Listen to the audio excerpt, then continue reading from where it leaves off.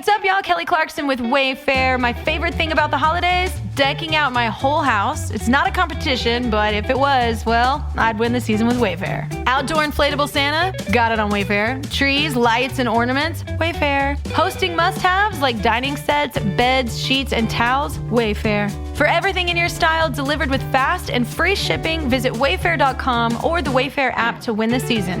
But again, it's not a competition. Wayfair, every style, every home.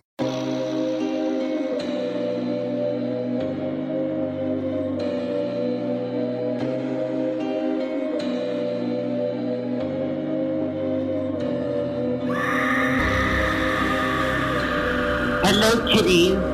This is your Domi, the Crypt Keeper, and you're listening to Slasher Radio.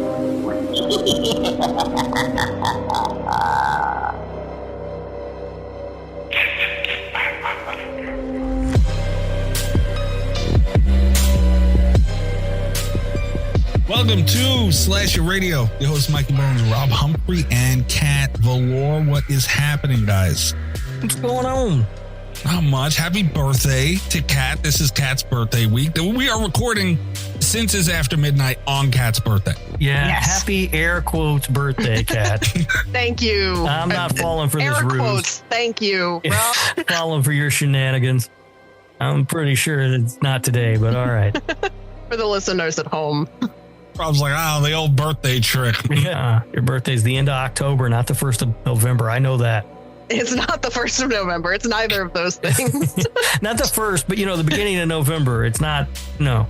We passed your birthday, and now you're trying to sneak one back in on us, and I don't appreciate it. I trick Rob with this every year. She does, though, is the thing. It's kind of funny. All right, we got a lot to get to. We got Kat's birthday pick coming up. We'll get to that later. Yeah. We're going to be talking about rings because of one Kat of lore. We got two. We're going to be talking about rings because of Mikey. All right. I may have chosen the movie, but you loaded the gun. But you didn't have to shoot it. I did. Nobody told you to shoot it. And that's the thing. I seen right before we got on to record, I opened up Twitter and I see, don't think I didn't see, because I didn't answer that. I didn't see. I seen you, the both of you, and Chris. Where's my Chris button? Because Chris needs to be addressed for what he did. Hell of a deal. And you guys were blaming me. Kat, you picked this movie. No. I committed to the bit. I had to do what I had to do. You started this, knocked over that first domino. We could have been, and we talked about this a little bit last week. I had a movie I actually really wanted to watch this week. We could have all been watching Emma Stone get naked this week, and we didn't get to have that, and it's not my fault. That is true, Mikey. What Kat's referring to is, for anyone, if I am sorry, if the first episode of this show that you're listening to is fucking Rings, my apologies, honestly. But Kat's referring to the whole Ring fiasco with the Cult FM shit. That you're just going to have to go back and listen. That's where it began. I can wrap it up real quick. Back in January, Mikey said they were going to release an episode on The Ring. It's now November, and we haven't gotten the episode on The Ring over there on Cult FM, and we're all being punished for it. Yeah, and I was a little spiteful, and I chose The Ring for my birthday pick. They're irrefutable. You can't veto them, nothing. We have to do them. The birthday boy or girl gets to pick the movie. Rob followed up with Ring 2 because he thought he was cute, and now here we are with Rings. Yeah. But you didn't have to do it, Kat. We've had a lot of years where I've been the only one not to do a spite pick. So instead of being the bigger person this year, what I'm going to do is next year, if you guys behave, we can all watch Poor Things. We'll have a good time. It'll be a better birthday week. Also, I don't even really view this as a spite pick. This is just commitment to the bit. That's all it is. I'm not mad at Kat about it. I am mad at you, Mikey, because you could have ended this thing fucking 10 months ago. It was a good move. You gotta admit, that doesn't mean you guys had to do all this now. It was a good move. I stand by it. Once Rob doubled down, there was nothing I could have done. Yeah, she was boxed in on this one. She had to do it. Yeah. I mean, yeah. God damn it. All right, we have a text And message. also, if this is your first episode listening and you're listening because you really like the movie Rings, you might just want to turn it off now. We don't want another shark fizzle incident on our hands. Thinking about shark boy. fizzle. Shark Fizzle, I guarantee, loves Rings, and he's going to see this and be like, you know what? I'm going to give him one more chance. Shark fizzle and or any weird J-horror people listening to this, stay till the end. I do have a surprise for you, though. Got a fun surprise. He's going to give it a 10. You can be mad at me, but I request that you hear us out. Won't be the first time she gave a 10 to a bad movie, let's be honest. It would be. I only give 10s to winners. Like Jack Frost. Jack Frost, yeah. All right, so we have a text message and a voicemail to get to. We get to drink roll call, and then we can get into the movie. I think that's all we have lined up. All right. So, what are you guys drinking? I got a cut water transfusion. Scary, cut water. These are like 7% or something, 7.5%. I don't know what it is. I actually poured it out of the can into a glass. I don't know why. So I don't have it here to look, but it's like 7 or 7.5. It's not that bad. Still, I don't trust cut water, though. This is the thing. Everybody knows. Something with gravity that they have in those cans. Weird. I am drinking Malibu. I think it's Malibu Punch in a bag. Oh. Nothing sounds good about any of that. I don't know. I had to dig into coconut? No, I had to drink. It's like a fruit punch. But I had to dig into Drink Roll Call Graveyard for this one. And remember a while back, I was drinking the Malibu in a bag, and it was one of those things like the box wine. It has the little thing that you pour, it pours out of. Oh, no, I don't remember this at all. Because I was picturing like one of those like Capri Sun things or whatever, where you got like a pouch and you punch a straw in it. Oh, I wish. Yeah, no, I'm drinking it out of a cup, but it came from a bag. And that's the thing. It's kind of like the box wine without the box. Right. Because inside the box, just a bag with a cork thing in it. That's what this is. But it packs a little bit of a punch. It's just been sitting in Drink Roll Call Graveyard, man. So I'm breaking it out. All right. Pat, what's birthday girl drinking tonight? I am drinking my second cut water. Holy shit. But like Rob's transfusion, it is a lower alcohol content. It's one of the I put mine into a glass because it's the Bloody Mary.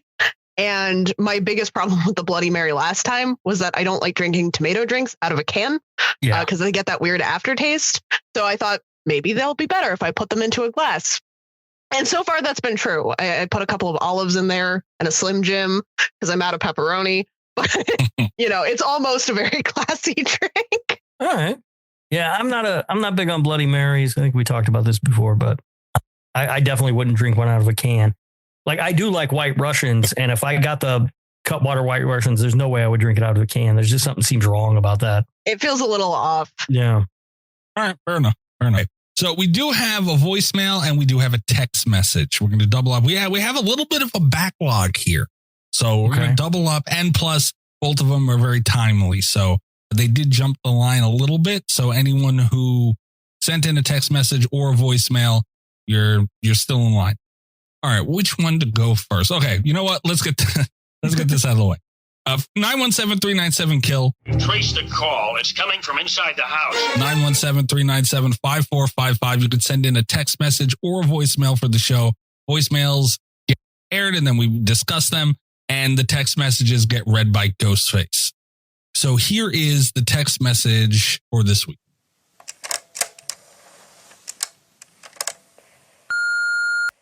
Hello, listeners, and happy birthday, Kat.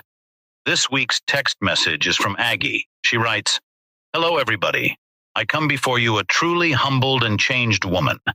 I found out that Cutwater's a motherfucker the hard way, and to never, and I mean never, mix other alcohol with it. When drinking Cutwater, you should only drink it by itself and have a good hearty meal beforehand. I forgot that my tolerance is not nearly what it used to be, and I got my ass handed to me Halloween night. Cutwater is now my sworn enemy, and it will continue to haunt me and try to get the better of me for the rest of my life. But I will prevail one day. I just have to be better prepared and not go in without a game plan." I will admit that Mikey holds the record, seeing as he didn't hurl his entire guts up like I did. That's right. 3 Mai Tais and a shot of Screwball took my soul, and I will never be the same. If anyone wants proof, I will publish my Halloween stream, and you can all laugh and see how quickly it hit me in the end. I was a true embarrassment to Fortnite players and myself that night, but at least I brought some entertainment to the viewers. I am a forever changed woman. One day I will be able to conquer this enemy, but for now I must prepare for a battle that I will face another day. Heed my final warning. Cutwater is a motherfucker. Okay. Hot water is dangerous. If Aggie has agreed or has tempted listeners with the footage, does that mean we get to play the button? Is the button fair game? No, I'll play that motherfucker regardless. Yeah. Okay. I was playing with Aggie. Yeah. Aggie was recently on our Ice 9 Kills episode, friend of the show, patron, all that stuff. I love Aggie, right? So I was playing with Aggie on her stream that night, and it was Halloween night, and, you know, it was all spooky, and they were cosplaying, well, costumes, I guess, for Halloween night. And it was going great, right? Everybody's having a good time. Everybody loves Halloween, having fun. Aggie hit a fucking wall. And ever since the sex tape montage and the Paranormal Activity episode, when Rob fucked around and found out what Cutwater margarita in a can the first time, everyone thought it was fun and games. So if you hear Cutwater on this show and you want to try it, you got to be careful. Yeah, this was Aggie immediately after she turned her stream off. How was motherfucker? That is a defeated woman. That is a humbled woman. That is a very drunk woman.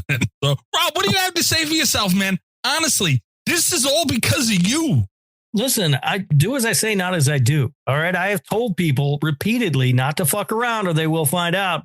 For some reason, they don't heed the warning and they all want to fuck around. Got a point, man. He tells them not to do it. I do constantly. He told us. He told both of us. And we thought it was fun and games too. Yeah. Cutwater is indeed a motherfucker. How was motherfucker? Mm-hmm. Mm-hmm. Also, leave me alone. I'm gathering trivia. I forgot to do it. God damn it, Rob. Be prepared. What are you doing? All right. We also do have a voicemail this week. Hang on. Let me dig that up real quick. Do we care that this movie was filmed in Atlanta? Oh, I care. Good Lord, man. All right. Here is the voicemail for this week.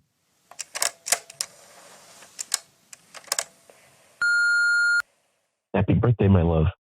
30 years is a great milestone, and I'm looking forward to spoiling you when we celebrate soon. I'm making sure I'm polishing my fancy Crocs that you love so much. I look forward to seeing you. Nikki, Rob, be nice to her today, as you are every day, right? All right. Bye, everybody. What the hell's that idiot? That was last year I had feelers out and I had the Oompa Loompas get on the case and got a voicemail from Mr. Cat's boyfriend guy for Cat for her birthday. There was a bunch of voicemails. This was completely unprovoked. Mr. Cat's boyfriend guy did this all on his own this time. Very nice of him. Right? Gentlemen. Yeah. And it is important to keep your Crocs clean. Cat, how do you feel about that? I'm just going to throw those away. What? He shined his last Croc. Poor Mr. Cat's boyfriend guy. Cat, I forgot that you turned 30 this year. The big 3-0. I forgot. Yeah. Holy shit. How does that feel though, man? Are you dealing with it okay? I feel like I'm dealing with it okay. Yeah, it was hard for me, man. 30 was rough. 30 was a motherfucker. 30 was me. Motherfucker. I insisted that when people asked me how old I was or whenever it came up, I told people I was 2010. It's hilarious. You know what helped me? This is really dumb, but I found out Mark doing the show with us. We got you through. Yeah. We're so nice to you all the time. Margaret Qualley just had her 30th birthday, and it's like, it's okay to be the substance version to me more old, I guess. Yeah. Yeah, I guess so. Although I learned something interesting about her in the substance. You know, those aren't her boobs. What? Fake. Real? They use Whose prosthetics. boobs are they? They use prosthetics. They put prosthetics on her. Insane. Yeah. Don't know why. And it's got me wondering, I'm like, does she have like a deformed boob or something? They would have kept that in, right? You think like she's got like one nipple's like on the side or something? Like what's going on? Why do they have to cover them up? What's wrong with you? You can't say that. Oh, yeah, I was wondering, it's questions. hard-hitting journalism today from Slasher Radio. Let's get an interview with her. I asked David Howard Thornton about his ass. We'll ask her about her boobs. It's only Don't fair. you dare. Yeah, 30 was rough for me, dude. I did not like that shit, and it does not get easier. I got news for you. Yeah, I don't care now, dude. Now I wish I prayed for 30. No. 30 was a motherfucker. I don't give a shit now. Like, I don't even remember how old I am most of the time. Sometimes it'll come up and I have to stop and think. I gotta like do math. I'm like, fuck, I don't know. How old am I? Like, I quit counting that shit. I don't even give a fuck. Yeah, that's fair. I'm at that point as well. Doesn't matter anymore. This is the last birthday that mattered, Kat. This was it. Enjoy it. This is the last one. So I'm doing okay, is what, That's good. Yeah, I mean, it sounds like you're handling better than I did. I was miserable. Well, I am on my second cut water. Well, yeah, there's a chance I just break down later. Right now, I'm feeling okay. Plus, I have a lot of family and friends that are a bunch of assholes and did nothing but call me 30 since I was 28. So they did ease it a little bit because I've been hearing it so damn long. But yeah, Mr. Cat's boyfriend guy is a gentleman. Look at that. I like that. Nice. Right. Very, very Except nice. for the Crocs thing. No, I love that. Yeah. We're going to have an off-air meeting about that. How's that mustache coming in? Is he doing that yet? No. And when Kat turns 31, Mr. Cat's boyfriend guy will hear this episode and hear all the commenting. I will say, I kind of get Kat not wanting him to wear Crocs because the ladies then catches their eye and everything. I get that. Is that why, Kat? That's not why, but it happens. I get lots of looks when I wear mine. I believe it. Yeah, the tie-dye Crocs. He literally, everybody listen to the show. He has tie-dye Crocs. It's not a joke or nothing. It's not even We've seen them. Him leading into the bit. Those are the ones he chose. I wear them to the beach. Well, the hotel pool that one time. Yeah. 9 out of 10 times is what I throw on when I go out and take the dog for a walk. Can you imagine going outside and you see a dude standing there with like a hoodie on or something, the dog on the leash and rainbow tie-dye Crocs? I have I don't usually wear a hoodie because it doesn't get that cold here, although it is getting a little chillier at night. So maybe now. But yeah, it's like me and my PJs and my tie-dye Crocs. Go for a walk, Disgusting. Disgusting. All right. Comfortable. Do I got to hit my button? Yeah, Mikey, I have really bad news for you. I'm so sorry. I was going to give you a little bit of a break because we've had to double up on some of the, timely ones. I have 2 very timely ones that we have to play. I'm so sorry. What? I hate to do it. Get the fuck out of here! You! Hey, go back to turning tricks and old folk and you pain in the ass! I hate it here. But know that, in theory, I'm opposed to this. Yeah, I can tell. Gabagool Mystery Corner, where our listeners anonymously send in Italian memes making fun of me for being Italian. If you're a horror fan and this is the first time you're listening to this show, yeah, there's no horror Italian here. I don't know why we do it. Don't blame me. This one was sent in response to our last episode. So for crying out loud. Felt like it was better to play it soon. Nice. I like that. I appreciate it. That's a nice one, Mikey. All right. Before I check this, the memes go up on Patreon. I try my best to describe them on the show. Before I even look at this, right? I get a DM from Carly today, our newest patron.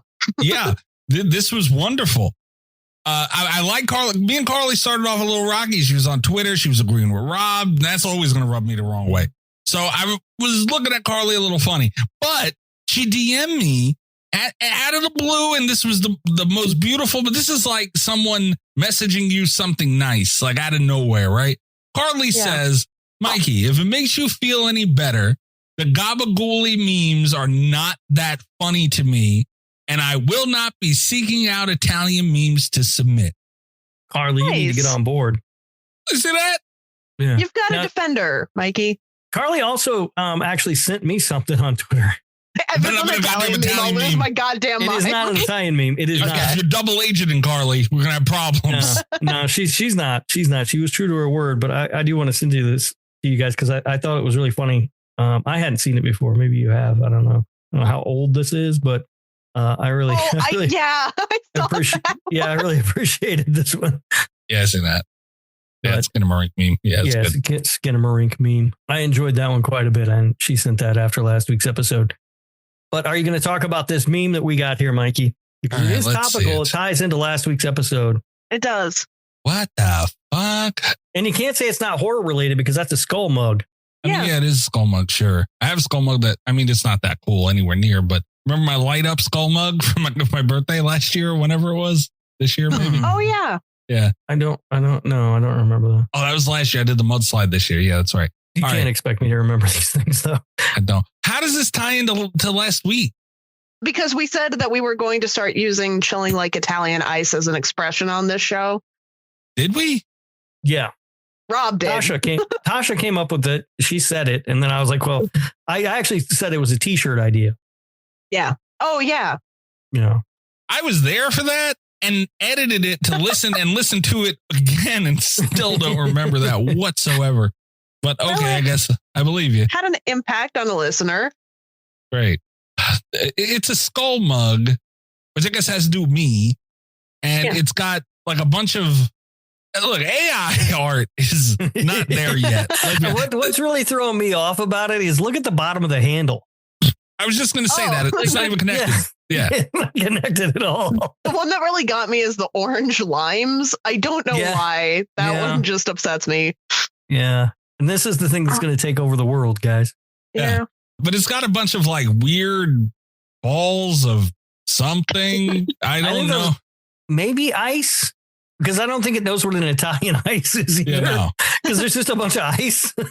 Yeah, it's got some orange lime somehow and Italian flags hanging out of it. This thing is stupid. I don't like it. I don't appreciate it. It's not even good art. Like, it's not. God damn it. I kind of enjoy the AI ones because the art is entertaining. This is the second week in a row that Mikey has generously requested that people hand draw Italian memes for him. So, and I mean, AI art it's interesting, and everything is art. All art is sort of in the eye of the beholder, right? I mean, I guess fine. I guess I don't know. I don't want to see it in Italian meme form. I'm not okay with that. But here we are today. Yeah, but I don't understand how we're still here. I don't get it. Why is there two though? Why do I get two? What did I do? Well, the second one, so that one was in response to last week's episode, so I felt like it was important to share it now. This next one, let's just say there is a time limit on me being the one to send this to you. Rob. We can't confirm or deny that it's Rob. Stop sending in Italian memes, Rob. No. This was sent to me by an anonymous listener. I passed it on. Okay. That's all I did. I don't care. You still did it. Stop. Listen, do you want me to pass them to Kat or you want me to just send them directly to you? Send them directly to me. I would have only got one this week. Either way, they're getting to you. You know what I mean? Right. So do it that way. Jesus. But I never know what Kat's got planned, and I've screwed up the one of the week before. So it has happened. That's the thing you're worried about screwing up on this show. We get David Howard Thornton, Art the Clown on the show. Oh, I'll ask him about his ass. No problem. All kinds of shit that you do. That's fine. You don't worry about screwing up the show. This you worry about. All right. It's a stupid TikTok, so I have to play the damn thing. Yeah. Look, I'm not wearing a suit. All right? By the way, this is ridiculous. If the president was Italian, is what this is, I guess. Look, I'm not wearing a suit, all right? Deal with it. How you doing? Mr. President, how did you end the war? Oh, I'm sorry. The what? The war? You mean that thing? Yeah, you took care of it. Can you tell us your strategy? One thing led to another, and look, the war's over, all right? Don't worry about it. Yeah. What are your plans for the economy, sir? Look, my slogan was pretty straightforward. Learn how to earn. What, now it's my fault you're broke? What about the allegations of you rigging the election? Forget about it. That's a Fugazi report. What about Oh, he took a vacation. You won't be him no more. One more question, Mr. President. Look, can we hurry this up? I got Sunday dinner waiting, all right? First lady made meatballs. What's your plan to fight climate change? I mean, what can you do? You know, sometimes it's hot and then sometimes it's cold. What are you going to do? Thank you, everybody. Mr. President. Oh, I almost forgot. I'm signing a bill today that disbands the New York Jets as a football team, effective immediately. What? Why? Because they're a disgrace. That's why. No more questions. Thank you. All right. He's not wrong. Oh, this is ridiculous. All right. Yeah. The meme ends with his gabagool healthy, like a news update report. Get the fuck out of here with this shit. Good. It gives you like a vision of what it would be like if one of your countrymen was, nominated to our land's highest office. People that are Italian don't have to talk like that. You realize that? Like, this is racist. I know, but you do, and I don't understand why. No, we don't. But you could if you wanted to, Mikey. And don't leave out the best part, that the guy's wearing a tracksuit the entire time he's up there. He's right about the Jets, though. We should get rid of him. He's not wrong about that. Come on, Mikey. That's one of your New York teams. I don't care. No, they play in New Jersey. If you want to root for the Jets, you go to New Jersey, root for them over there. We have nothing to do with it. They got Aaron Rodgers and they still suck. The team is cursed. All right? Fuck. This is disrespectful. Who's sending these to you? Like, why? Why? This week it was Rob. So. No, I mean, like, who sent it to Rob, though, in the first place? I cannot divulge that information. Bunch of cowards. What we're dealing with here is that's what this is. Bunch of cowards. And I cannot wait for Carly to tell me how unfunny this shit was.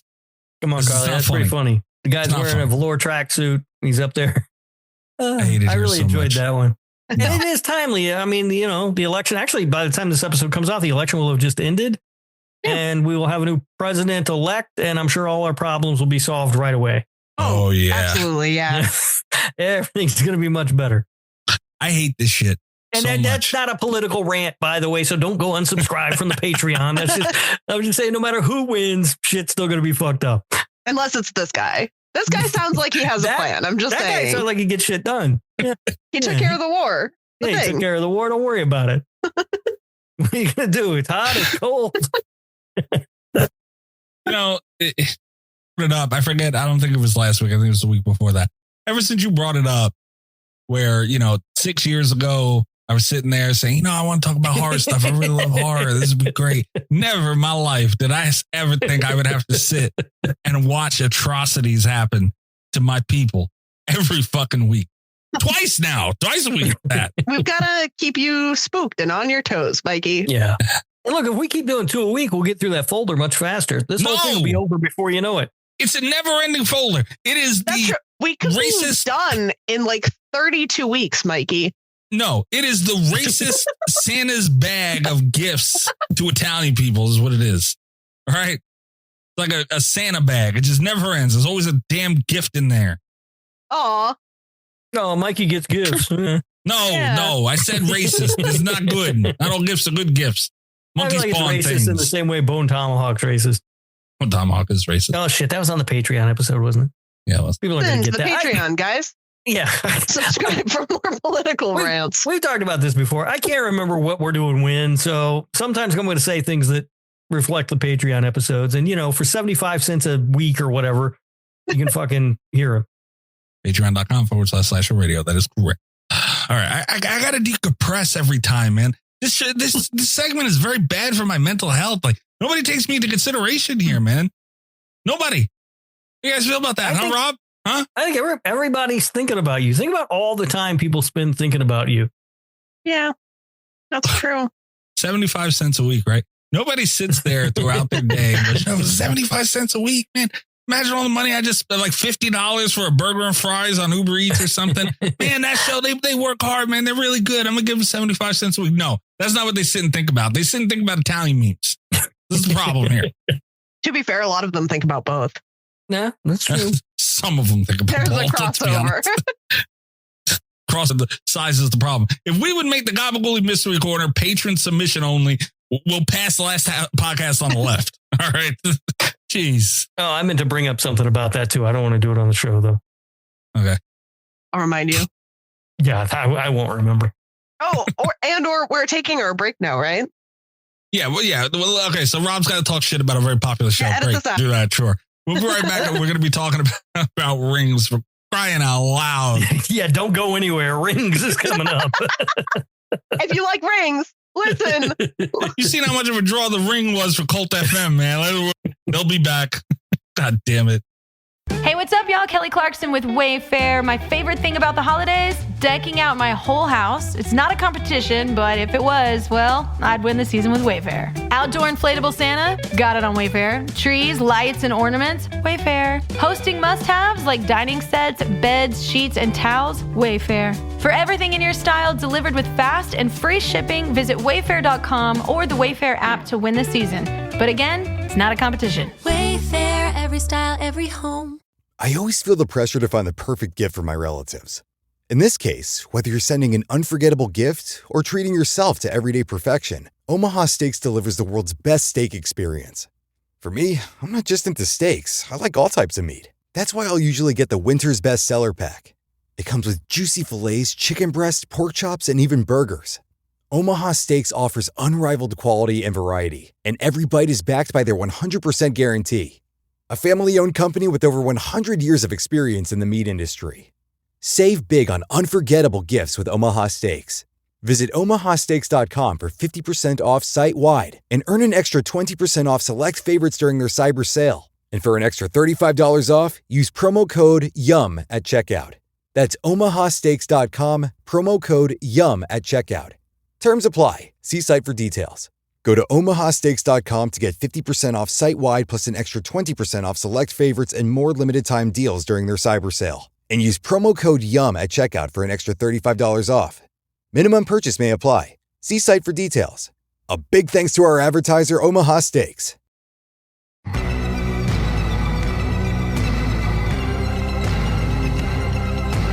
Okay. Algorithms and everything else thrown out the window. Could you, it's happened, guys. We joked about it, but it's pretty much one Patreon pick short, though, of it really becoming a problem, I think. Yeah, we have another Ring movie. So people who forever look back at the history of the show can see like 4 Ring movies done in the span of 2-3 months. So here we are with Ring. And the Patreon pick's not going to help, I have a feeling. Yeah, we have a Patreon pick coming up. Also, yeah, we got a Patreon pick next week. Yeah. Guys, don't do it. Look, honestly, I understand the Lord. Believe me, I see it. I'm human. I get it. Please don't make me watch another fucking Ring movie, first of all. Secondly, we can't keep doing Ring movies. There is such a thing of, people looking at our list of our episodes and saying, "Oh, I don't like that movie. I'm not going to watch it. I'm not going to listen to this." What is this, a Ring podcast? Right. Please don't do it. For the love of God, please don't do it. The bright side is there's only 13 Ring movies. Oh, is that all? We could be back to normal like halfway through next year. It'd be fine. Honestly, I appreciate the bit. All right. I really do, but I do think it's hurting the show. Yeah, it is. But honestly, Will. Thrill me, Will.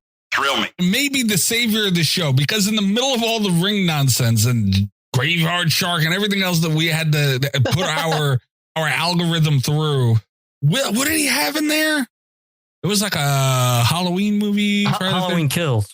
Yeah, thank God we had a movie like that in the middle of all this. Thank God. Also, here's another quick thing, real quick. This does affect the show when we do these movies, but it's fine. It's whatever. It's what the show is. Yeah. But if you want to help offset that and to help the show, and this doesn't cost any money, but whatever platform, Apple Podcasts, Spotify, whatever, leave a 5-star review for the show. Yeah. It'll help us out.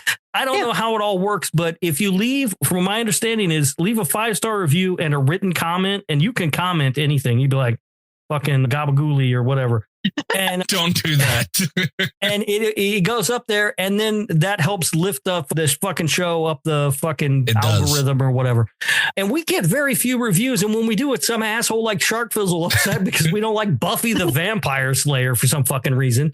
Yeah. So if you really want to help the show, that's a great way to do it that doesn't cost any money. The other way, obviously, is join the Patreon. That does cost a little bit of money.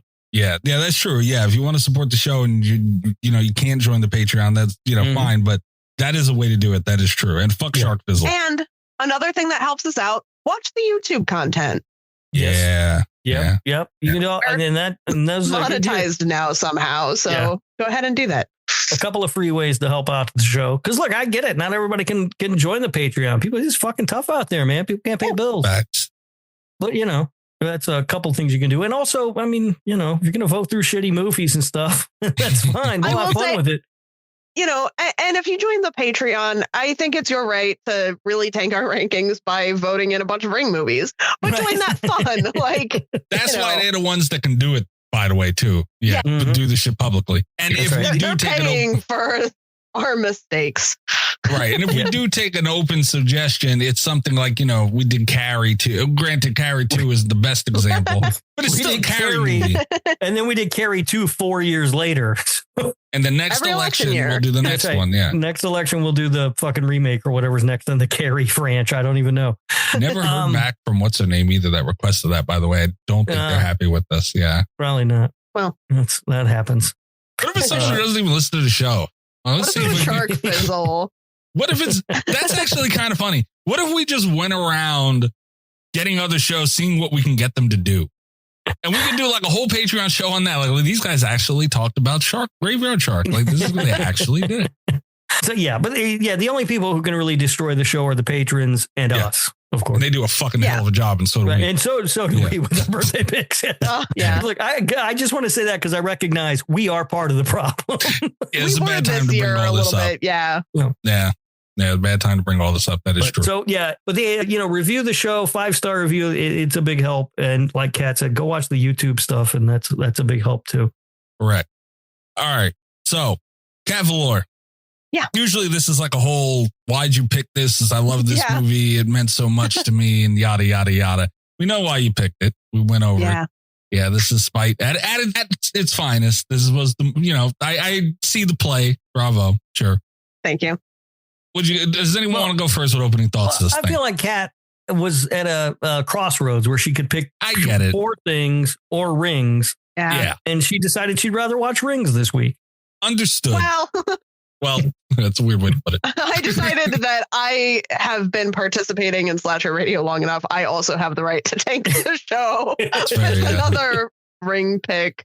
We don't have to like it to appreciate If this show it. goes under, imagine how much time we'll have to spend watching good movies. Yeah, I can watch Poor Things as much as I want this time next month. Yeah, probably. So. I was actually working on YouTube stuff when I forgot I needed to watch this tonight.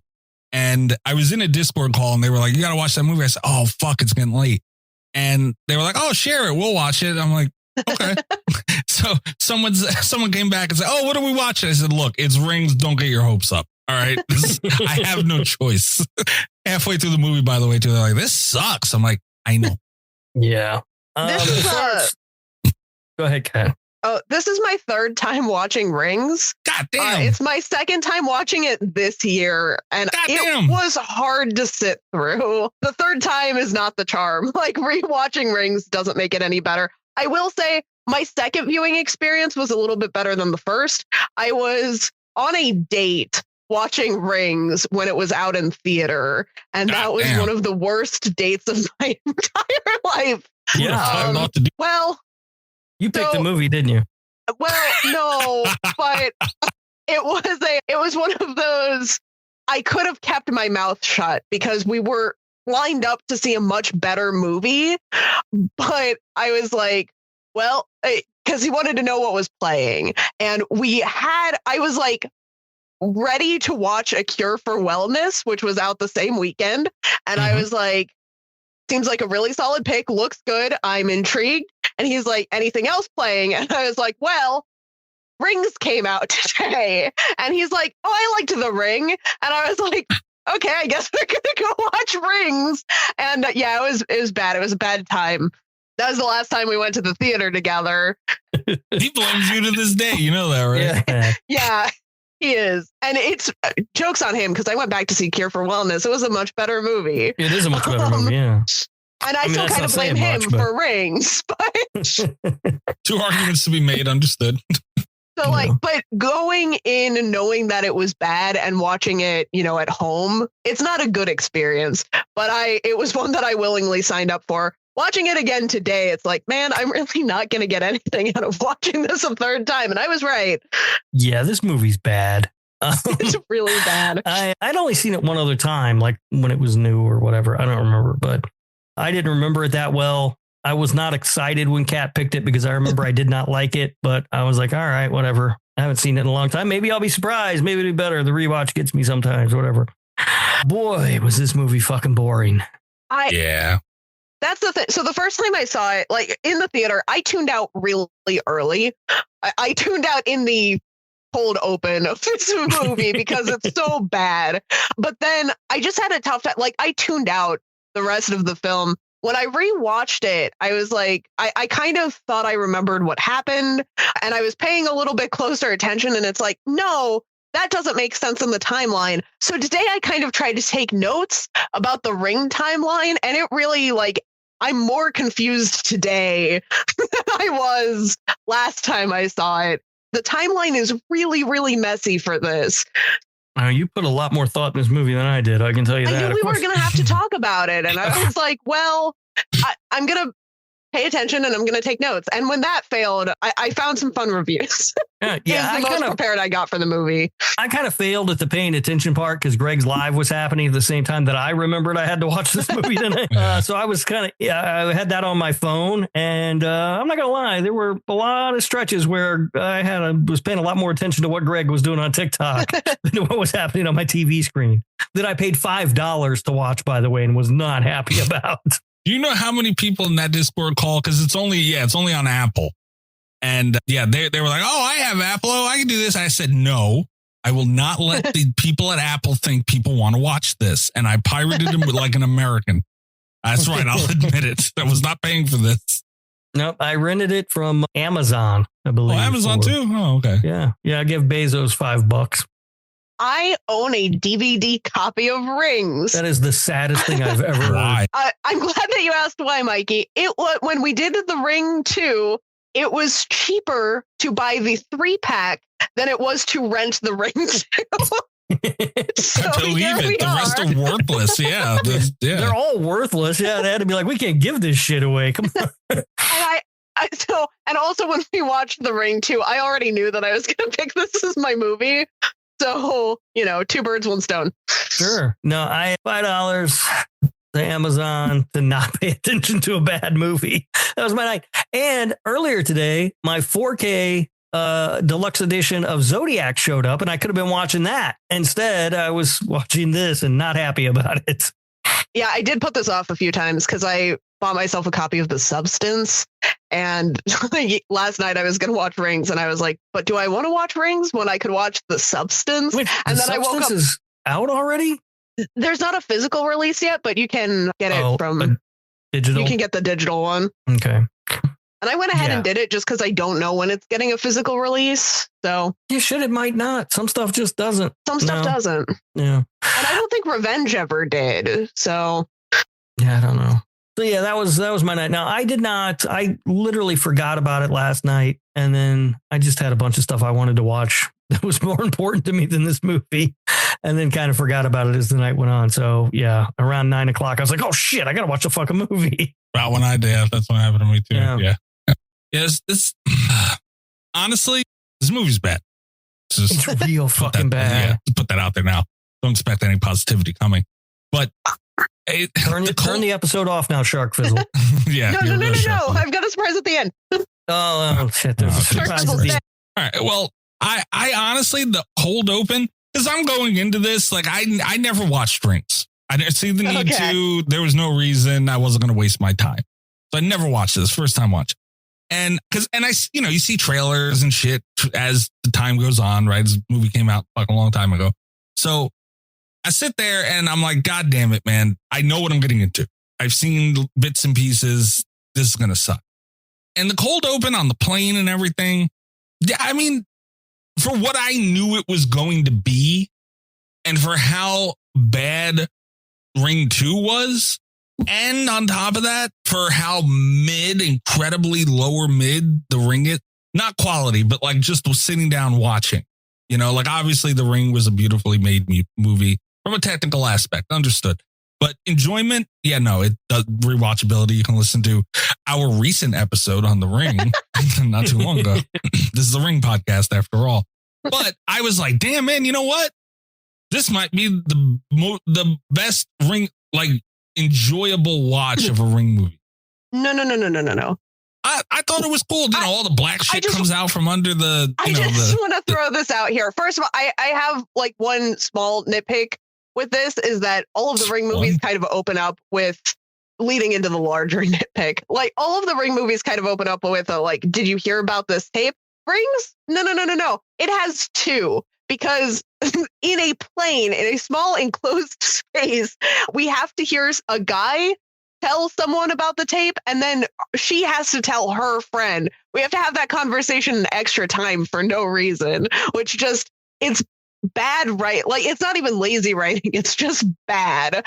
And then the friend has the reaction, and that, but my bigger issue with the cold open of Ring is that, like, there are movies that are defined by their cold opens. Like, we have Final Destination, and Rob only knows them as like Airplane and Log Truck and Roller Coaster. You know what franchise shouldn't have that is Rings. Like, there shouldn't be a plain Ring movie, you know, where they just bring down the whole fucking plane. I was so mad. I almost left the theater. Like, I was irrationally angry about this. Imagine how angry the guy you were on a date with was. I want to dispute one thing, Kat, and that is, you said that they tell us about the tape twice for no reason. Yeah. And I think that you're missing the larger point here, and that is that this movie tells us everything for no reason. You know, the old adage in film, show don't tell. They forgot about that.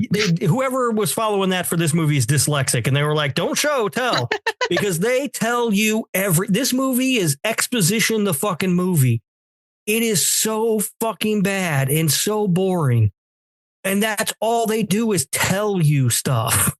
When did this movie come out? Does anyone remember the year? 2017, I think. When did the original Ring come out?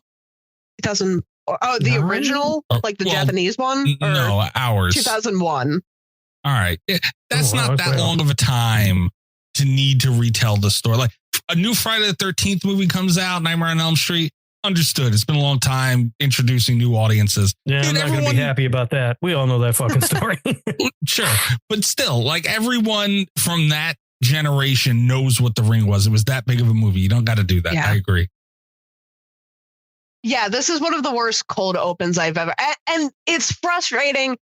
My issue with the cold open is my issue with the movie at large, is that I actually think there's like a tiny seed of an idea in here somewhere that's good. And these are always the movies that piss me off the most, are the ones that have potential that they just like throw away for nothing.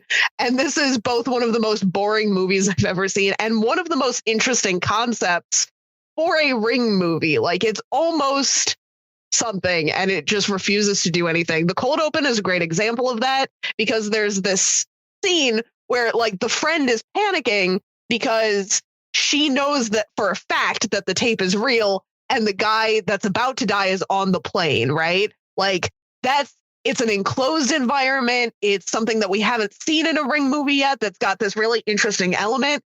It escalates in less than a minute. We have 60 seconds to like sit with that fear before Samara's just fucking crashing planes. And that's like, it's bad. It's really bad. But it could have been interesting, you know? I don't think Samara needed to crash the plane. I think the fact that the curse is like that widespread and that simultaneously enclosed could have been good on its own without opening with a plane crash. That happens 2 years before the start of our movie. Like, it's rough. It's bad. I thought it looked cool. And that's all, they cared about it doing was, look cool. Like, they just got it. Like you said, if they would have taken that out, it would have just been one less scene. It meant absolutely nothing to any of the movie. So yeah, like I think that's all it was. And then, it did look cool. And also, it's like, I get upset about power scaling and things also with supernatural elements, but it's like the whole movie is supposed to be about, here's how Samara's powers growing affects the outside world. That's like one of the big themes about the movie.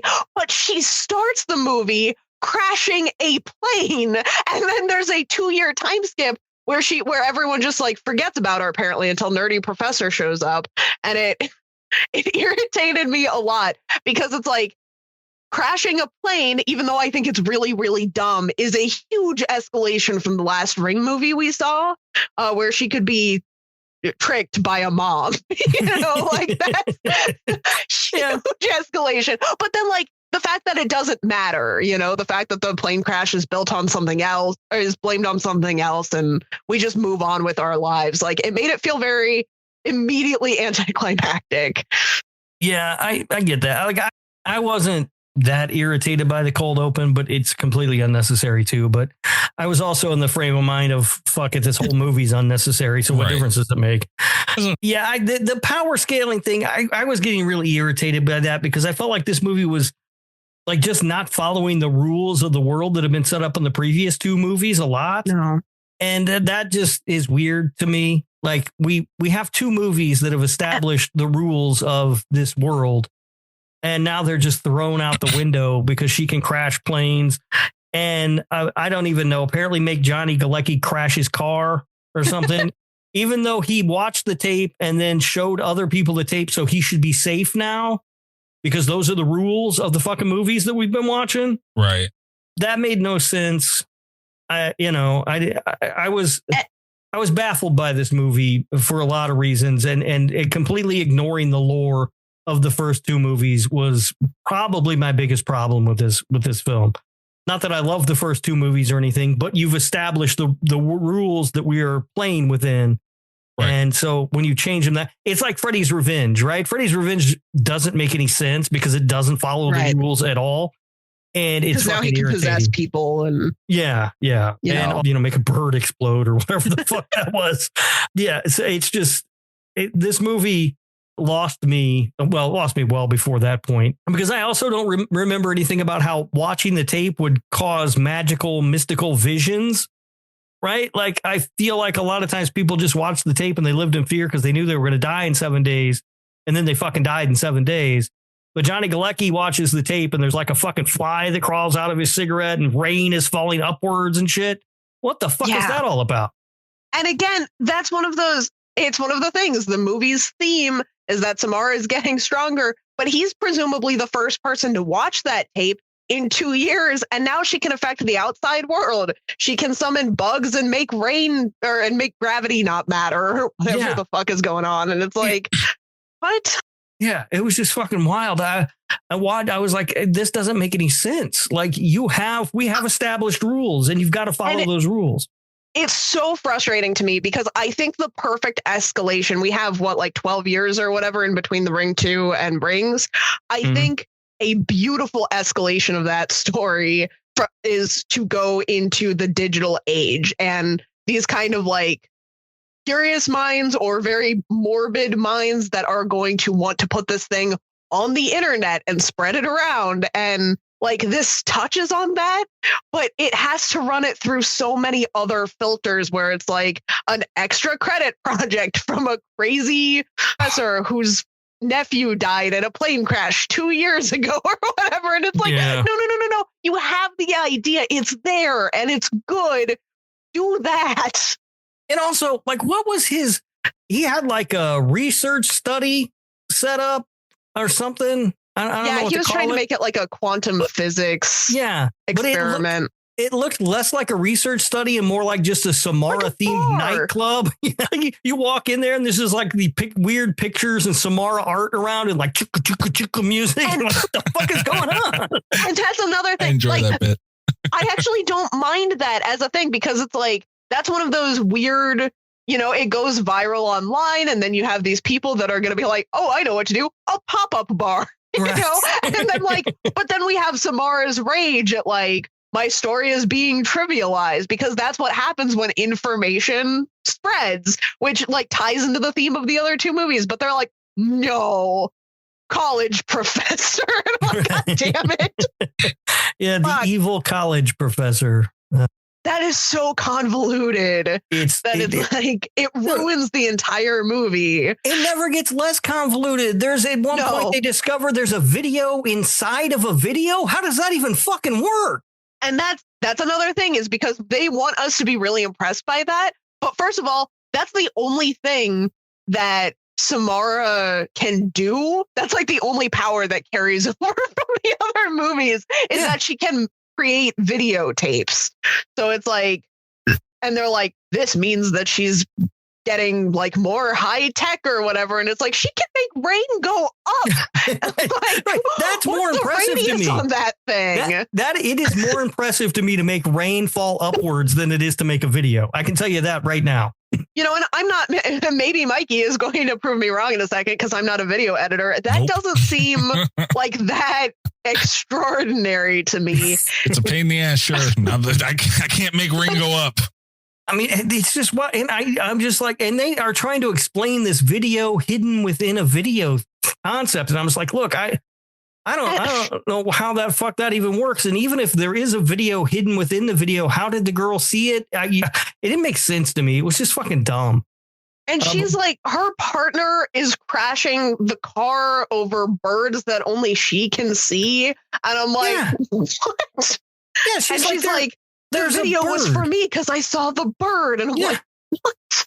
There's a bird. Okay, there's a fucking bird. What do you want me to do? I'm not even stopping the car for that. I got to be honest with you. We can discuss the bird as we drive down the road. And then she had to get out and look for the bird. And it's like, no, you've got like a deadline here that's really serious. While we're on it, like, so there's the tape within a tape or whatever. And so they've made this new Ring like tape, right? Like this, sure. The new, there's like the classic one that we all know from the first movie, and like within that one somehow embedded magically or whatever the fuck is another one. And the other one, they show it eventually, and it's lame as fuck. It's so bad. They didn't even make it creepy. It's just dumb. And the special effects are worse. Yeah. Like so much so. Yeah, and you're talking, what, 15 years since the first movie? I know special effects have gotten better. Honestly, too, a big hurdle that this movie and, franchise has is it's a movie of its time because it's VHS, and I think that's a big part of this here, because even after that cold open, they go, 2 years later, and what's her name's the main character? I don't remember any. The only person's name in this movie I know, there's two people, Samara and David from Roseanne. Yes, that is his legal name. And that's what I will call him. Can we all talk about like what we were calling the characters? Because I know Samara. I know Leonard from Big Bang Theory. And I know, like, I was calling the main girl off-brand Amelia Clark, which is mean, but also like 100% accurate. It's so accurate. The interesting thing to me is that David or Leonard, we all went a different way, because I was like, you actually I know what you did last summer, guy. So we all went a different way with him. I didn't even bother to remember the names of any other people. And I do know the guy, his name is Johnny Galecki. Oh, I do know Holt's name also, because they said Holt so many times in this movie. Oh, and he's like the least useful character to the plot. Yeah. He is the how he got the lead in a movie. Well, it's not his fault. The actor's fine, but he's just a blank slate, that guy. Like, there's just nothing there. He is a total zero. Also, the preacher, that guy, I who played him, I recognized that actor. I was like, oh, that's that guy. I'm going to have to look it up. It's going to drive me nuts. But I didn't really bother to commit any of their names to memory at all. But yeah, Mikey, I'm sorry. It was so funny to hear you call him like a different other name. And it's like, we've got to talk about this. Yeah. Because we don't know who anybody's like character's name is in this film. No, and I came up with a third different name. So we all had a different name for him.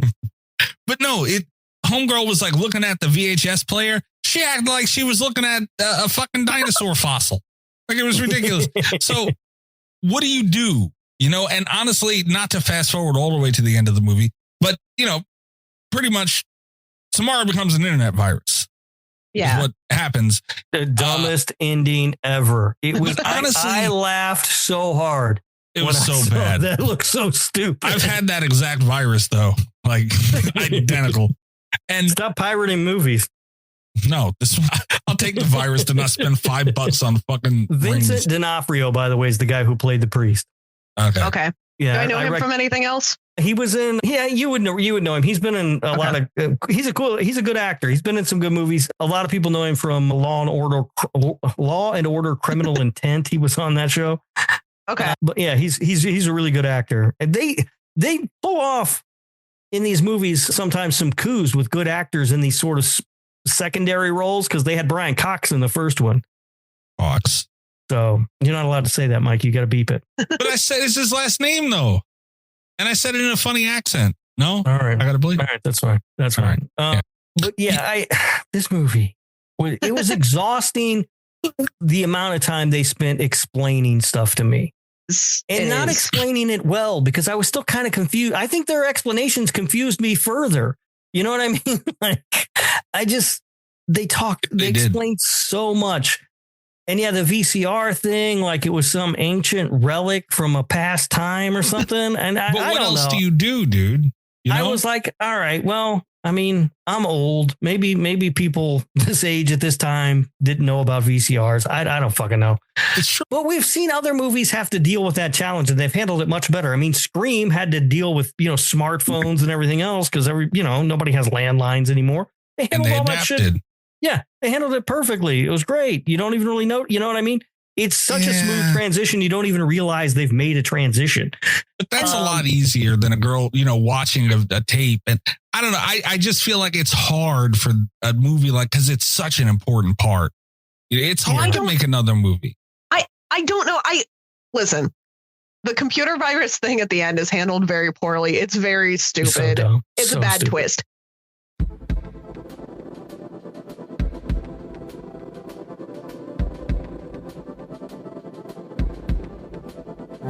But I think that could have been that could have been the movie. That's what I was getting to. Yes. Yeah, because it takes one man at the beginning of the movie, maybe a weird professor with a VCR tape, to convert that to a digital format. And then once it's on the internet, it goes everywhere. And that's that's how you escalate this. And it was right there. They had the idea. Yeah. But I agree. No. That was where I was going. That's what you could have did. Yeah. And at least it'd have been interesting. This is just the same story. Do we think the idea was that was going to be the next movie and then they just never did a next movie? That could have been it. But not to throw Scream 6 under the bus again, but we've got to stop. And they had to stop also making trailers for movies that nobody wants. Like, hour and 40-minute trailer for a better concept for a movie. Just do the good concept now. It's not like this is a first proof of concept. This is the third one, and there's already been a 12-year break in the timeline. Come back strong. Honestly, here's a little reward for anybody who's still listening to this episode. We will have James Vanderbilt on, one of the writers who was a past guest on the show, and he was one of the writers of Scream 5 and 6, I believe. Definitely 5. We had him on for 5. But dude, I cannot fucking wait. He's going to be promoting some other stuff, but I cannot wait to ask him what happened with 6. Was there was that honestly in a nicer way? He shows up and it's like an interrogation room where what went wrong with Scream 6? What did you do? But it's a serious question. Is that the story you wanted to tell, or what really happened? Did you have to pivot because it felt like a pivot? And honestly, I feel like we're going to get the answer to that soon, which is not out there. Everyone's sitting and saying how great it was for some fucking reason. Get to the bottom of things, man. That's what I was getting ready to say. I don't know that they felt like they made a mistake, because that movie was pretty well praised by everybody outside of this show. By idiots. Yeah. Honestly, by idiots. And really, the beautiful thing about that episode is we'll finally get the chance to hopefully talk to him about Zodiac. Yeah, we'll get that in there too. But I mean, that Scream thing really pissed me off, man. Honestly, eating at me. Let's do this. The other thing that I want to talk about is Samara's dad. This one, the third act of this movie feels like a different earlier pitch for this movie that was scrapped. And then they filmed anyway. It's very frustrating to me because they use flashbacks, they use footage from the previous 2 Ring movies, making them canon to this timeline. And then they make no attempt to make this movie's timeline fit in with the canon at all. Samara would have had to have 2 moms and 2 dads before her adopted parents for this timeline to make sense. And also she would have had to be born in the 70s. It just, none of the timeline fits together, and it drives me crazy. I tried really hard to follow it this time. I was not successful. Ring fans, if you're listening, please And feel Shark free Bizzle. to correct us in the review that you leave, in the 5-star review that you leave for Slasher Radio. The 1 star that you'll no doubt leave bitching about how we didn't like the one movie that you listened to us talk about. Please help me understand what the timeline is supposed to be for this movie, because in 2, like a girl who's a few months pregnant comes into the like women's shelter and delivers a child there that she tries to kill, and that child is Samara. Here, she was held captive for 8.5 months, presumably like through the pregnancy. Like Samara's dad knows the dad. He's calling her Samara, even though Samara was a name that was taken by the adopted father, Frank Morgan. And it's messy and bad. And I don't hate the idea that maybe Samara is evil because she had a religious creep father, but it's weird. And I don't think we needed it.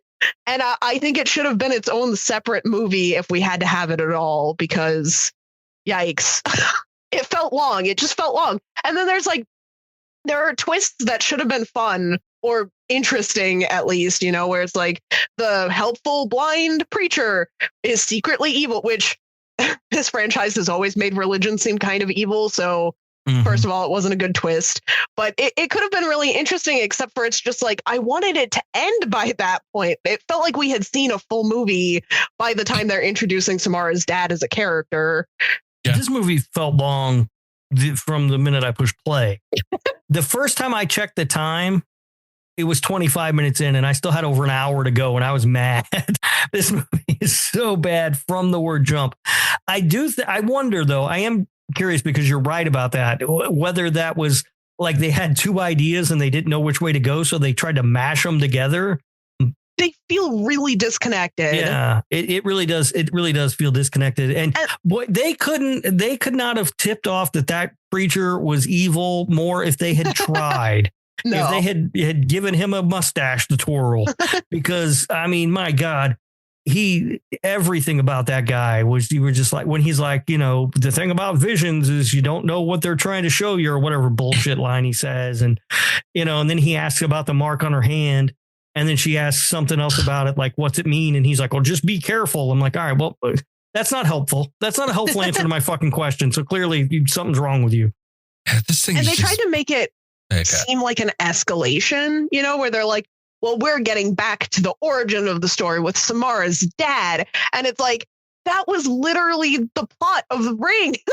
It was a different dad, but and then, when he's trying to say like, every now and then people pass through town looking for Evelyn, having questions about Evelyn's weird ass kid. And it's like, no, they wouldn't have though. Cause if you trace the name Samara Morgan back from the tape, you get Frank Morgan. It's a different man in a different town on the other side of the country. Like, how many people could have possibly come asking about this, And it drove me up. That whole plot line made me so frustrated. Here's a question. This is just a small thing that I noticed, and it doesn't really matter to the movie one way or another, but it really stood out to me towards the beginning of the film. Our main character, what'd you call her? Low budget Emilia Clarke. Off-brand Emilia Clarke. She gets a Skype call from a woman in a panic yelling about her boyfriend and don't where's Holt, whatever, ask Holt about the tape or whatever the fuck she says, some dumb shit. And her immediate thought, well, obviously she tries to call Holt and he doesn't answer his phone. So her immediate thought is to get in her car and drive. And from what I could tell, and at least the way they made it look, the road sign was that she was going to Spokane, which was 540 miles away. Would you drive 7.5 to 8 hours over that? No. I would not. No, I'd be mad as hell. Like, why isn't this motherfucker answering their phone or whatever? But I'm not getting in the car and spending my whole day driving over there to figure out what your fucking problem is. No. Also, I don't want to defend Holt. I don't want to defend Mr. Clean Slate over there. But I do have to. And it's not a point in the movie. It's not a plot point. It never comes up. I would be furious if I were Holt, because I sign up for an extracurricular activity that almost gets me killed. And while I'm trying to deal with that, my professor tells my girlfriend, who has driven all the way to Spokane to see if I'm okay, my professor tells her that I'm probably having an affair and she should go home and forget me. Yeah. It's like, look, you're the reason I almost died. That part on the rewatch today, I was like, wait a minute, because he's the guy that ends up helping them. Leonard is there at the end. His character's inconsistent, right? Because he's portrayed as evil, but then suddenly he wants to help him out. That's a weird character. And also he tries to break them up for no reason at the beginning, just because he's too lazy to answer questions about the children he's endangering. The decision to talk to the professor is a wild one just on its face. I mean, if you've ever gone to college and had a class that big, which I had many of them when I was in college, the professors didn't know my fucking name. They didn't give a shit about me. They didn't know anything. And he uses that as an excuse, and she's like suspicious about it. But I was like, no, that's correct. Right. That's exactly what would happen. These fucking professors don't know you, and you're in a class that size. It's impossible for them to. And she's like, you have to know him. He was doing extra credit for you. And he's like, all right, whatever. And he's like, no, probably another woman. Okay. Well, I mean, look, if you're endangering your college student's life, you got to have a cover story. Banging somebody else is as good as anything else. He's not wrong. I hate to agree with the motherfucker, but he's not wrong. He is, though, because what's the next step? Either the kid dies, and that's a much bigger cover up, or the kid lives and kicks my ass for making my girlfriend break up with me.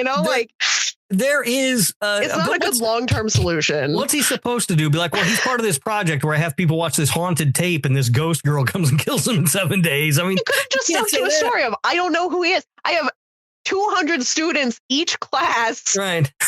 They're all eligible for extra credit. Are you looking to sign up? Right. I was baffled when she went to talk to the professor in a class that large, right? Because clearly they're not going to know who the fuck Holt is. They don't give a fuck. But also in the same scene, she sees his friends that she had already seen on a Skype call and doesn't chase them down to ask any follow-up questions about where this guy is. Those are the people she should have asked. Yes, that's your starting point right there. Not the fucking professor who has no reason to know who your boyfriend is. Not only that, but those two on that video call.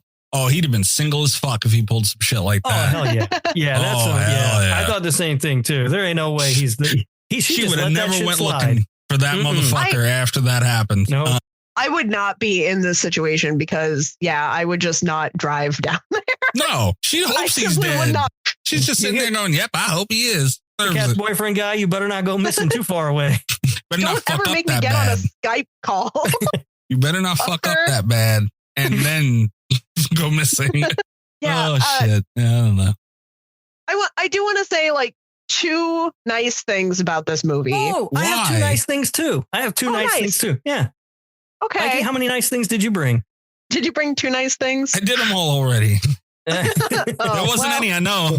Can I just throw one bad thing out real quick before we get to nice things? One more? Okay. Yeah, one more bad thing. The green is back. It's not as overbearingly prominent as it is in the first film, but it is definitely there. I don't know if they're trying to keep it consistent throughout the universe. They didn't bother keeping anything else consistent throughout the universe. But that green tint, goddammit, they're not letting go of that. No, that's the money right there. Yeah. All right, Kat, what are your nice things? My nice things, I like the chemistry between off-brand Emilia Clarke and Holt. I think that they were not the best movie. Like, if this were a romance, if this were a drama and the story hinged on their love, I would be like, ooh, this guy. But when we see them together, they have good chemistry. More than the average horror movie, more than the other Ring movies. It's one thing that Rings does well. It is, I believe, in the beginning before he leaves for college. They seem like a cute couple. All right, so there's a brief scene with them together. My only thing about that was I was getting distracted because he looked like he was wearing eye makeup of some sort, and it was driving me nuts. I don't know what the fuck he had. That was your problem? Yeah, I don't know. I don't know eye makeup, so I don't know how to. It looked like that eyelash thing, whatever that bullshit is. They call that eyeliner. Mascara. Yeah, there you go. Mascara. It looked like he had that. And I was like, why? What the fuck is going on? Why does this guy have this on? And it was really distracting. Yeah. So I didn't pay much attention to that scene. That's fair. I think it was good, though. I think it was maybe the best written scene in the movie. I think maybe they were more equipped to do a romance. They definitely weren't equipped for this. That's all we know. Do you want to say your next nice thing, or you don't want me to go and then you can go again? How you want to handle this? I'll say my other nice thing. Okay. It's just, as we know, because I've been calling him Leonard, I really know the actor specifically for Big Bang Theory. He was on that show forever. It was like aggressive typecasting. I've seen him play Leonard in several other shows where he was just basically the same man. I did not like the character. I did not understand the motivations of this character. I still kind of thought of him as Leonard, but he was convincingly unhinged, I guess. Like, it was a performance that surprised me because, especially when I found out he was a professor, I thought he was just going to be playing that nerd character again. Right. And he really just was psychotic. And I kind of liked that. His unpredictable behavior added an element of tension that this movie sorely needed. It was my favorite performance. All right. I agree with that. Yeah, his performance was good. And it is not a character that we see him play often, but I wish it would have not been wasted in this movie. I would like to see that character in something else. Yeah. My good things. There were a couple of cool shots in this movie. One in particular that stood out to me is when she discovers the research facility / nightclub thing. Okay. She gets off the elevator and she walks down and there's like a TV at the end of the hallway with like a camera hooked up to. I don't understand the point of it. It's like a camera's hooked up to show you. I don't understand. But anyway, there's like some sort of pamphlet or something that's sitting there. And there's a really cool shot where we see the pamphlet because she's holding it in her hand. And then we see her face on the TV screen as she's like kind of reacting to what she's reading. And that was really cool. They did a really good job with that. That was the best part of the movie, and it lasted 30 seconds. The other thing that I really did like about this movie, and it's really a shame that it's wasted on such a terrible movie, the music, the score is really good. I really enjoyed all the pieces of music that came in with this movie. It's just like a damn shame that it was wasted on this fucking movie. I agree about the score with one addendum. I really did not like the music in the cold open. It establishes a super weird tone for the movie because it's like high-paced thriller music and not like horror music, which I guess for the scene that they're having, you kind of understand why they're playing music that way, but it's a weird note to start a horror movie soundtrack with, you know? Yeah, I could see that. But I think, other than that, though, the score was good. Yeah, I thought throughout the movie, the score was strong. It also tells you, because I've talked about this before, the score, oftentimes, if it's good, I don't notice it because it's there to enhance what I'm watching. It's not really there to stand out on its own. Usually, if there is a good score to a bad movie, I will notice it because the movie's bad and I don't give a shit. And that was the case with this movie. Like, I was really enjoying the music as I was watching this movie. It was much more entertaining to me than anything that was happening on screen. It didn't give him point. How do you argue that is the thing? Yeah. You know, like, even if you like this movie, you can't argue that. That is factual. Honestly. Yeah. Well, that's all I got, though, for Rings. Those are my nice things. There's one cool shot and the score is better than the movie. I don't got a nice thing, man. I said my nice thing already. The cold open, I don't know why Kat doesn't like it. I like that. That's it. That's all I got. I mean, and again, I like that for what this, if they would have went more in that, just that direction and embraced it, maybe they did the whole fucking ending they set up, if that would have been the whole movie. Granted, these are large things to change, but that's what I'm saying. That's what it would have took to do something completely fucking different. You just did the same story with no rules for the third time. Like you said, it might have been better if they had made a different movie. Yeah. And, I'll be honest, right, though. I think we all agree. If they had done a different movie, it probably would have been better. Absolutely, man. You can't just do this. Like, you can't give me the same story for three goes in a row. You can't do it. And especially everything's outdated. It's hard, man. There is one thing about this movie that is different than the first two. The first two are like research the movie and research the sequel. This movie does definitely sidestep that. We don't get a lot of that research boringness. This movie is, I was going to say, this movie is like my friend did the research, the movie. Yeah. It's like somebody else already did the research, the movie, and I had a vision of a bird or something. I don't know. There was a bird and a flood, so we have to go to this church. I got one more good thing, and it's look at you. Look at you. It's minute. But that shot of Samara coming out of the TV that was on the floor, I don't know, that was cool, man. I liked it. It's minute. It was kind of cool, except I was laughing at the idea of her doing push-ups because when she's coming out from underneath the TV that's laying face down on the ground, and she has both her palms, and she does kind of like push up a little bit. And then I just had this, like, I was just thinking, like, wouldn't it be the ultimate power move if she just started doing like push-ups with this TV on her back to show how strong she is? But I was completely checked out of this movie by that point. Stupid stuff like that was coming to my mind. Yeah. I mean, that's all I got, man. I'll check the notes one more time. Yeah, that's all I got. That's the thing. I couldn't take many notes on this either. It was like, what do you say? I didn't take many notes. No. Yeah. The only thing that did not come up that's in my notes is that scene where she's like getting pinned to the table by that big burly dude. This movie lost me. Oh, yeah. Way before that. And he's got the bat or whatever he's got. I was staring at it. I was like, is this Rob Zombie? Like, what the fuck is going on here? How do we get here? In all the Ring movies, even Ringu, there was no like white trash drug lord looking scene, dude. Like, how are we here right now? Yeah. None of it made sense, beginning to end. Yeah, it's a bad movie. It's yeah. bad. It's very, very bad. Happy birthday, Kat. Yeah, Thanks. I hope you're happy. I am kind of, not because of Rings, but I'm proud of myself. Good for you. God damn it. All right, are we ready to get into reviews and facts that Rob just looked up while we were recording this show? I meticulously researched this. Meticulously, he said. Those Rings fans that are still listening, bear with us. Scores are going to be rough. I'm going to tell you now. That's going to be a not fun surprise. But after that, I do really have a fun surprise for you guys. So, like, close your ears if you have to. Pat said these reviews are going to suck. The ratings are going to suck. The ratings are bad. This has an official tomato meter of 8%. I'm going to be honest. That's really low for Rotten Tomatoes. Like 8% is really low on Rotten Tomatoes, and it still feels too high. Yeah, I agree. Yeah. The popcorn meter with 10,000 plus ratings, which that was the part that seemed really high to me, is that 10,000 people rated this casually on Rotten Tomatoes. 23%. Wow, that's outrageously high. And I hope that the Ring fans are coming back, because IMDb gave it a 4.5 out of 10, which I feel is generous. We've got a bit of a jump. What the fuck were they thinking? The best review title that I have is, it would be best to toss these rings. It's pretty funny. It's all right. Funny.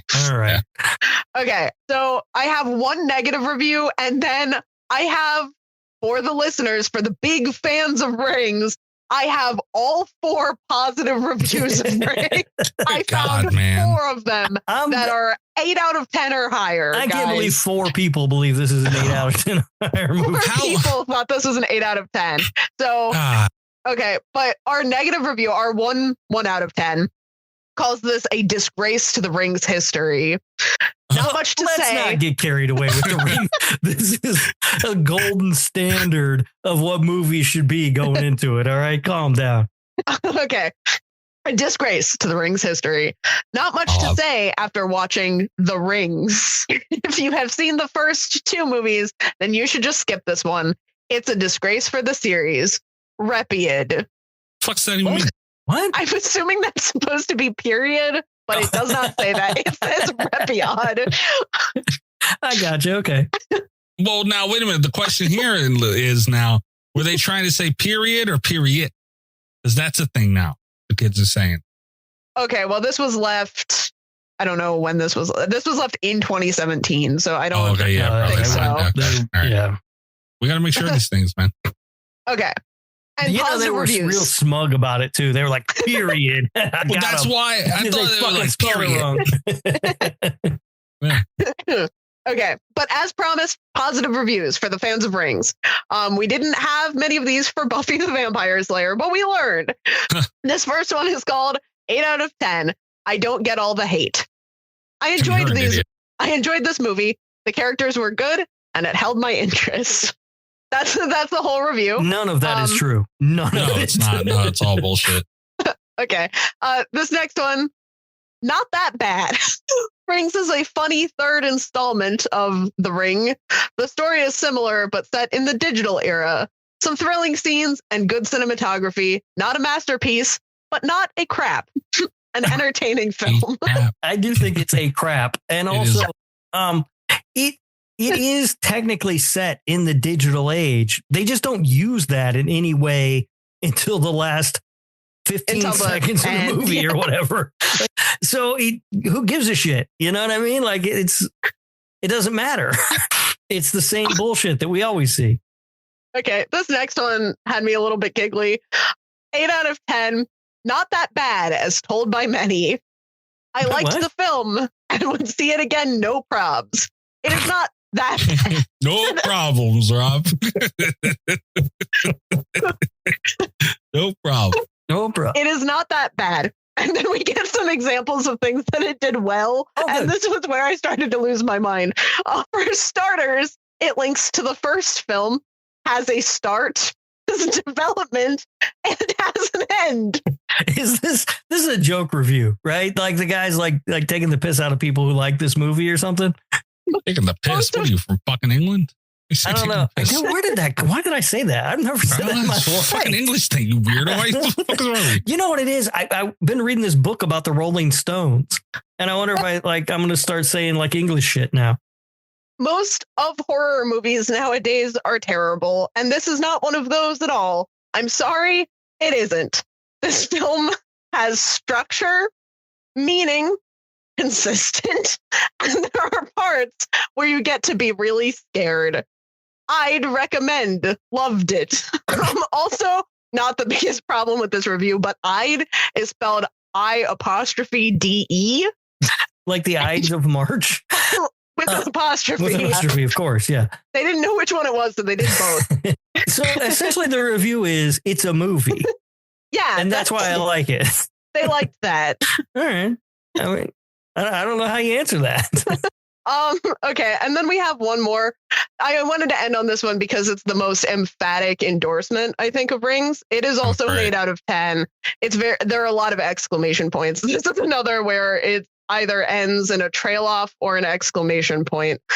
It's 8 out of 10. Why is this movie so much hated? I liked this one. Hold on, real quick. What? Like, do we see? You know, like, do we see? It's only fucking idiots, dude. Not everyone should be allowed to review a movie. I'm saying, like, this is what you get. And they give good shit about the good movies because they're dumb. Go ahead and get a candy bar, please, Rob. For using the internet. They shouldn't be allowed to use the internet. I don't know if I can give them a candy bar for using the internet, but for the review, yeah. Well, although hang on. not that last one. That last guy, I don't think that had to be a joke. I'm sorry, it just had to be. Nobody's that dumb. I don't know. You would see it again, no probs. No problems. Okay. I liked this one. I liked the scares, although there aren't that many. I liked the new spin that they gave to the Samara legend. I like the fact that the new media was involved to spread the movie that brings up Samara. I liked the acting and the music. I don't understand the hate around this one. Candy bar, please. Yeah, yeah, definitely a candy bar because again, it's with this bullshit of I like the use of the digital technology. There was no use of digital tech. They used a computer, but you know that's not the same thing. This movie, it was like Kat said, it was right fucking there. I don't know how they didn't connect those fucking dots. I don't either, man. They didn't use it except for the very end, and badly. Yeah, and poorly. To set up the next movie that they never fucking made. Imagine being delusional and saying, man, we're going to make so much money on this movie. We got to set up the next one, man. We're going to kill this thing. Well, don't kid yourself because they made some money on this movie and we'll talk about that. Fuck, not enough. Apparently not. Yeah, I don't know what they were expecting to make, but they still made money. Yeah, this movie. Oh, God. All right. Are we ready for facts? Oh, I'm You're ready right. for facts. Yeah, I spent I spent a lot of time slavering over these facts to come up with them, research all that stuff that I did. Estimated budget was $25 million. The worldwide gross was $83 million. So what was the budget? 25. Damn, they got $25 million to make this movie. That's crazy, and dude. that's what they made. Damn. And I don't know what 83 million in box office. I don't know what the marketing and stuff costs for this movie, but I would assume they made some money. It just probably wasn't what they were expecting. They absolutely made some money, man. But like you've said on the show before, you spend more money than that budget, especially in marketing. And right, that's what I'm saying. I don't know what they spent on marketing and stuff. So but I'm assuming that they made some money. So that 83 million is less than how it seems. Yeah. So they were 25 million. You expect to make a lot of fucking money. Yeah, not enough. Yeah. They can't have spent that much money on marketing. I found out the day that it came out that it was a thing. Well, I didn't say they did a good job. The rule of thumb used to be, and I don't know if this still applies or not, but you take the production budget and you double it. And that's basically what it would cost. So in this case, they would have spent 50 million and brought in 83. Right. So they Makes were probably sense, expecting a bigger return than what they got. There is no Danza in this movie. So stop fucking. Is it really worth? Honestly, is it really worth however many weeks in a row saying no Danza to finally pop one? Can we not? You know what it's worth? How irritated you get every time I say it. Because fuck, bro, we don't need to do this. We've done enough. Naomi Watts' character from the first two films is never mentioned by name. However, it does appear underneath one of the icons on Gabriel's computer in a brief shot. So they're really tying it back, keeping the lore going. Cool. Who fucking cares? Yeah. All of the flashback footage featuring Samara was simply unused alternate takes and shots from the first film. So they just pulled those back up and finally got use out of that shit, I guess. This is the first film of the series that makeup effects were not done by Rick Baker. He had worked on the previous two, but retired from the movie industry in 2015. Smart guy. And honestly, I don't think the effects were ever all that great in these movies. I'm kind of surprised Rick Baker did them. Samara always looked great though. Yeah. But yeah, the rest, you would expect better. Yeah. Back when the film was announced in 2014, Paramount had initially wanted the film to be in 3D. Can you imagine? They bring the money in. It would be kind of ironic though, honestly. Like that's kind of creepy. Dude, to see like if they would have did that, granted it wouldn't age well, but it would have been better than this, like maybe market it like that. I don't fucking know, man. But I don't know if you guys knew this or not, but this was filmed in Atlanta. You were really stressed. That's how you know when Rob starts listing stupid shit like that, there's not much for trivia. Yeah, we got two more. The cicada is a plot element not featured in the first two films, is a reference to the Japanese myth of the cries of a cicada, which was supposedly a bad omen for tragedy that's about to strike. And finally, the translation of the Braille mark on Julia's hand is clearly spoiled in the trailer for the film when Burke states the mark on your hand means rebirth, a line that's never actually spoken in the film. Why they would do that, I don't fucking know. That's amazing. I like Rob's ad libs. I don't fucking know. So that is trivia for Rings.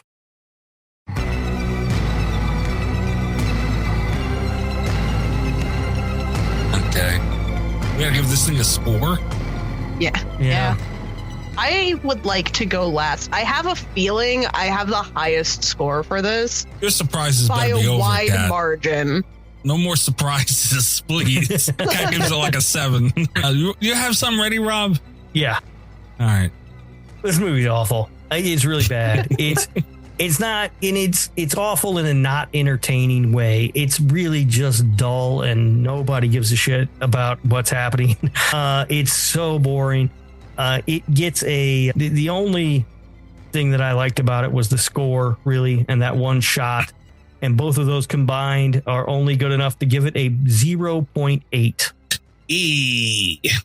All right. Yeah, I can't go that low. And I can't go that low based on like the cinematography was there. It wasn't there like in the first film, obviously. But, like They did a good job with that. So it's not like it's a poorly made movie. You know, like so much effort went into it on that end, and they as a technical film, technically made. I don't want to go too high though. And my other thing, like the real pulling force here is Samara herself. And she looks great. She always looks great. Like they make sure to get that right, man. And at least they didn't really fall out. I mean, there was a couple shots where she didn't look the greatest, but you know, she's still, I don't feel she ever looked bad. You know, I'll give it a 1.6. How about that? Wow. Doubled my score. Okay. Look at you. Yeah. 1.6. What you got? So I do have the highest score, but not by as wide a margin as I thought.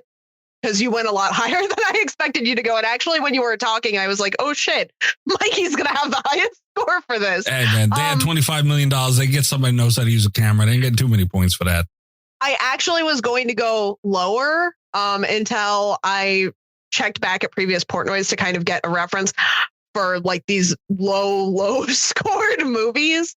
And I gave this a 1 because I like it just a little bit better than 2 movies that I gave a 1.8 to. And those movies, for the record, are Blair Witch Book of Shadows and Jason Goes to Hell. I would watch both of those movies twice before watching this one again. I would not. I would watch this one by just a little bit.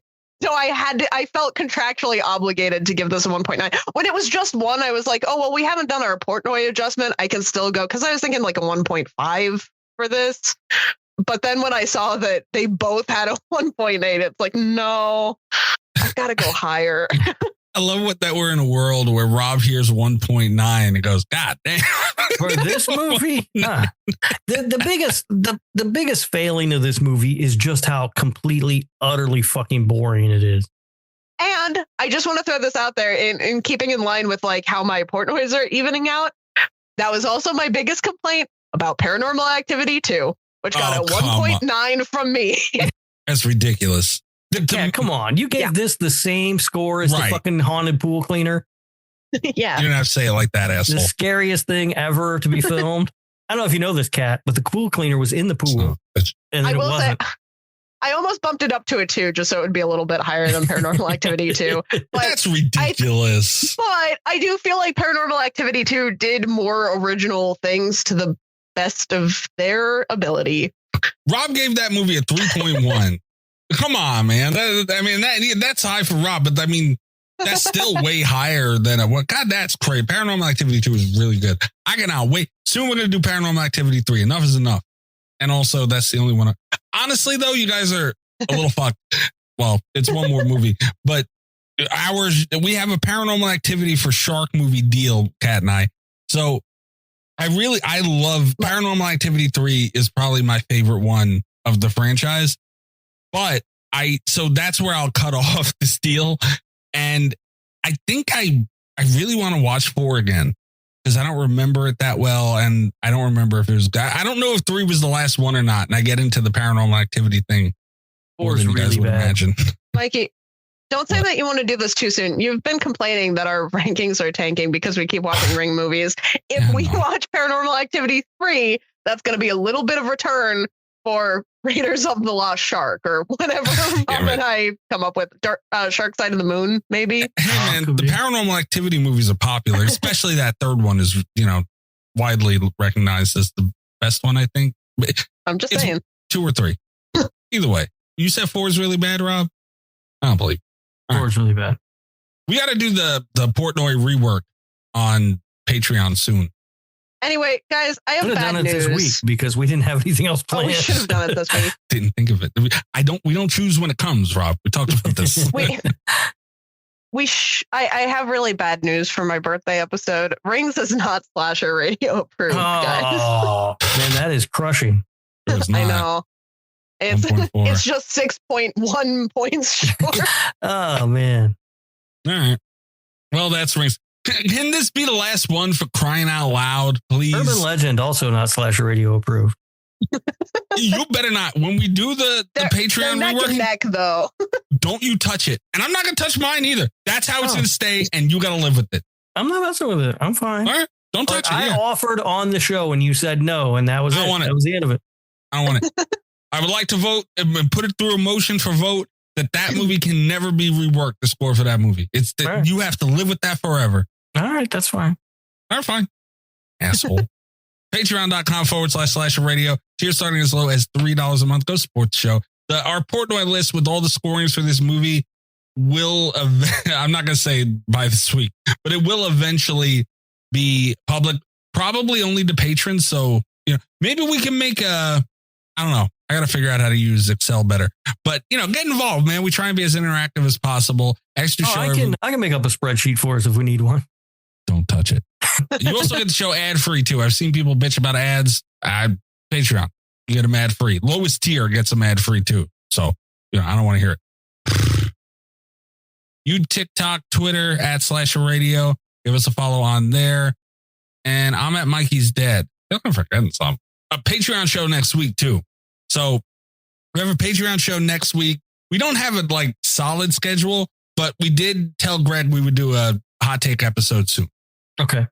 So, in the next couple of weeks, we'll, start dipping our toes in that water. Preparing. Yeah. Mentally sighing what we need to do internally to prepare for that. But yeah, so I think after the Patreon episode next week, we're probably going to have to come up with a banger. Yes. For the following week. And then maybe there's a very real chance we're watching Statico 3D or Ringo 2 next week. Or maybe, here's an idea, patrons. Maybe you could help us out a little bit and pick a banger and then, okay, this is purely up to the patrons, right? I feel like this is a good idea. We could have this sounds awful. We could have a banger off. Nope. Now, hold on. Listen, I know how that sounds. Don't break my balls. Did he all of a sudden? Nope. This is not a freak off. I swear to God. But much like we do with the Christmas episode every year, where the patrons pick a holiday episode, we pick a holiday episode, a movie, and they go head to head, and we're honest about who the winner is. Did we win last year? If the patrons I don't think so. Mikey, we will watch Statico 3D willingly. No, that's not on. That's not be on the table. That defeats the purpose. I don't remember who won the Christmas thing last year. I don't remember. It was a bit that we always lost for a minute. So I feel like we lost last year, but I don't remember what movie we picked. I don't remember the movies. We definitely lost the first year. Yeah, we did. Embarrassingly we lost. Too. Yeah, it was bad. And you guys won't listen to me and pick the surefire winner. So what's surefire winner up? Santa Sleigh featuring WWE superstar Bill Goldberg. I hate you so much. But yeah, how about we do that? The ball's in the patrons' courts. If you guys pick a banger, we'll pick a banger and we'll see. Maybe we'll put a vote up somewhere or something. I don't know. But let's see if you guys can you choose a ring movie. Us. We'll also choose a ring. Cat! Cat is wilding out on her birthday. God damn. We're trying to do something here. I'm sorry. I opened the third cut water. It was a mistake. Yeah, it was. Wise motherfucker. Motherfucker. Yeah, so get involved, man. Go to Patreon, patreon.com/radio. Try and get some good movies in there, man. If you love us, try and do it. Come on. That would be a good idea, too. A little bit of incentive. And the year is closing out. So that means, believe it or not, guys, the slashies are going to be here before you know it. Oh, God. Yeah, we're going to have to start preparing for that. Yes. And we do give out an award for most wins on the Patreon or something. So come on, man. Come on. Let's all collectively here. Jeez. And yeah, I think that's it. Rob, where do they find you? You can find me on Twitter at RadioRob123. And you can listen to the other show that I do with Kat, the Nick fucking Woo Cagecast. That is Nick effing Woo Cagecast in your podcast players.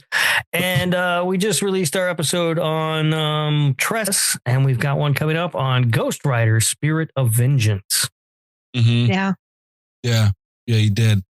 Can I request? I know I'm banned from the Nick effing Woo Cagecast, but can I at least put in a request?